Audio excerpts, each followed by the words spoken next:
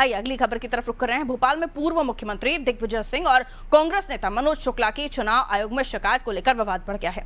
आरोप है कि दोनों नेताओं ने हिंदू वोटर्स को टारगेट कर परेशान करने की झूठी शिकायत दर्ज कराई।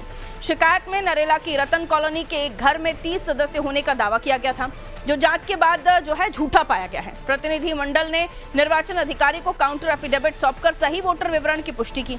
जांच में रिटर्निंग ऑफिसर और बीएलओ ने सभी मतदाताओं को सही पाया। आरोप है कि दिग्विजय सिंह और मनोज शुक्ला ने दबाव डालकर एफिडेविट लगवाए और जिन लोगों की शिकायत हुई उनके हस्ताक्षर धमकाकर करवाए गए। रहवासी मतदाता पोखरलाल साहू, हमीर सिंह यादव ने भी अपने काउंटर एफिडेविट निर्वाचन अधिकारी को सौंपे हैं। प्रतिनिधि मंडल ने कहा कि इस तरह की झूठी शिकायतें मतदाताओं के मनोबल को प्रभावित करती हैं और लोकतांत्रिक प्रक्रिया में अविश्वास पैदा करती हैं। एसडीएम स्तर पर हुई जांच में दावे झूठे साबित हुए। चुनाव आयोग ने मामले की जांच कर उचित कार्रवाई का आश्वासन दिया है।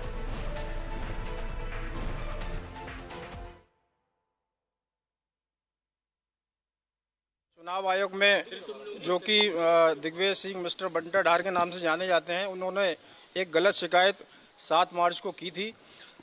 रतन कॉलोनी जो कि करौद में स्थित है, नरेला विधानसभा के अंतर्गत आता है, जहां मकान नंबर 2 में उन्होंने चुनाव आयोग को शिकायत की थी कि वहां 38 लोग रह रहे हैं, जबकि उसका भौगोलिक और वेरिफिकेशन कर लिया गया है, वो सत्य पाए गए हैं।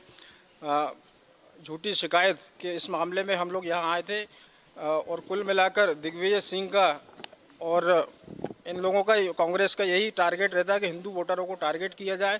2019 में वो चुनाव लड़े थे, वो हारे। एक हमारे और अन्य प्रत्याशी जो नरेला विधानसभा से लड़े थे 2023 में, वो हारे। तो हिंदू वोट उनको मिलता नहीं है, तो उसकी खुन्नस निकालने के लिए, कहीं ना कहीं उन लोगों को परेशान करने के लिए, एक वर्ग को फायदा पहुंचाने के लिए ये सब मनगढ़ंत कहानी है। मुख्य निर्वाचन पदाधिकारी महोदय से मिले थे, उनको पूरा बताया और जिन लोगों के नाम से शिकायत की थी वो लोग भी आज थे। उनके शपथ पत्र बताए कि उनको धोखा देके और जबरन अंधेरे में रख के धमका कर जो है उनके दस्तखत कराए गए थे। जबकि ये वेरिफिकेशन पाया गया कि उनके घर के अगर 6 वोटर हैं तो वो बराबर हैं, कोई का नाम कटा नहीं, कोई का नाम जुड़ा नहीं। पर वो जो कॉलोनी है, उस कॉलोनी में, पूरे कॉलोनी में 2 ही मकान नंबर है, इसलिए हर घर में लोग रह रहे हैं। ये एसडीएम की रिपोर्ट में आ गया है कि जितने नाम हैं, जितने मतदाता हैं, और चूँकि समस्त हिंदू मतदाता है, तो उनको नाम कटवाने के लिए उन्होंने ये यहाँ दुराशय चला था। किंतु चुनाव आयोग की जांच में, एसडीएम की जांच में ये प्रमाणित पाया गया कि जितने मतदाताओं के नाम है वो सब स्पॉट पर रह रहे हैं और वेरिफिकेशन में सही पाया गया। इसलिए हम जो है आज इनको, मुख्य निर्वाचन पदाधिकारी महोदय को आवेदन दिया है कि आप अपने तरफ से कार्रवाई करें। अगर शासन प्रशासन कार्रवाई नहीं करता तो हम लोग प्राइवेट कंप्लेंट कोर्ट में फाइल करेंगे दिग्विजय सिंह जी के खिलाफ और मनोज शुक्ला के खिलाफ। कांग्रेस को आरोप लगाने से पहले जमीन पर खुद जाके जांच कर लेनी चाहिए, ताकि इस तरह के आरोप उनके फर्जी न साबित हो जाएं। हालांकि इसे और भी डिटेल में हम समझते हैं। दिव्या मेरे सहयोगी हमारे साथ जुड़ गई हैं, उनकी तरफ मैं रुख कर लेती हूँ और समझने की कोशिश करती हूँ। दिव्या, इस पूरे मामले में देखा जाए तो किरकिरी दिग्विजय सिंह की भी होती हुई नजर आ रही है, क्योंकि जब वहां जाकर पहुंचकर देखा गया तो कॉलोनी में 2 ही नंबर हैं जो अलग अलग अलॉट है और उन्हीं जगहों पर वो सारे लोग रहते हैं। उनकी कोई शिकायत नहीं, उल्टा उन्होंने आरोप लगा दिया कि हमको धमकाकर ये सब करवाया गया। आप अगर ऐसे मामलों में बरगलाने की कोशिश कर रहे हैं और या वाकई हिंदू वोटर को टारगेट करने की जो आरोप है ऐसा है, तो एक बार विचार कर लीजिए, सोच लीजिए कि जो आप शिकायत कर रहे हैं उसमें दम है भी या नहीं।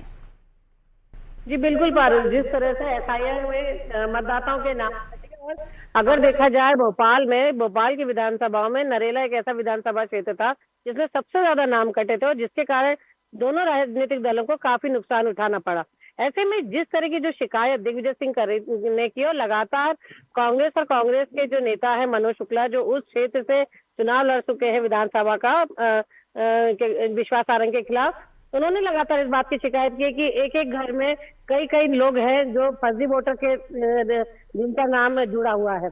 अब इसी शिकायत को लेकर दिग्विजय सिंह और मनोज शुक्ला ने जो है ये शिकायत करी थी और इस शिकायत पे अब इनकी किरकिरी होती हुई दिखी, क्योंकि आज जब बीजेपी का एक प्रतिनिधि मंडल उन लोगों को जिनके नाम की शिकायत की गई थी कि ये फर्जी तरीके से रह रहे हैं, नाम फर्जी मतदाता से नाम जुड़ा हुआ है, वो आज चुनाव आयोग में गए, उन्होंने अपने एफिडेविट दिए और यहाँ पे बताया कि वो वहां रहते हैं और इसकी जांच भी हो चुकी है। और इससे जो शिकायत दिग्विजय सिंह द्वारा की गई थी उसकी जांच होने में इनका रहना सही पाया गया है। अब ऐसे में जो दिग्विजय सिंह और मनोज शुक्ला ने जो शिकायत की थी वो इस मामले में बैकफुट पे है, क्योंकि लगातार जिस तरह से शिकायत कर वो एक हवा बनाने की कोशिश कर रहे थे कि बीजेपी फर्जी वोटर जोड़कर जीतती है, कहीं ना कहीं इस शिकायत से, इस पूरे मामले से कहीं ना कहीं हवा निकलेगी और कांग्रेस को गंभीरता से सोचना पड़ेगा कि जब वो कहीं शिकायत करे तो उसे ग्राउंड लेवल पे रियलिटी चेक करे। और आज जो शिकायत की है, इसके बाद जो प्रतिनिधि मंडल है उसने साफ कहा है कि चुनाव आयोग से मांग की है कि इस मामले की जांच की जाए, और अगर इस मामले की जांच करके दूध का दूध पानी का पानी नहीं किया जाता है तो आने वाले दिनों में वो दिग्विजय सिंह के खिलाफ जो है एक परिवाद दायर करके न्याय की मांग कर सकते हैं। बिल्कुल, कांग्रेस को इस मामले में अब सबक ले लेना चाहिए, क्योंकि इससे पहले भी उन्हें कई ट्वीट डिलीट भी करने पड़े, फोटोज को डिलीट करना पड़ा है, क्योंकि जब हकीकत सामने आती है तो पता चला कहीं और का पिक्चर कहीं और का बता के पोस्ट कर दिया। तो ये तो स्थितियां हैं। बहुत बहुत शुक्रिया दिव्या जानकारी के लिए।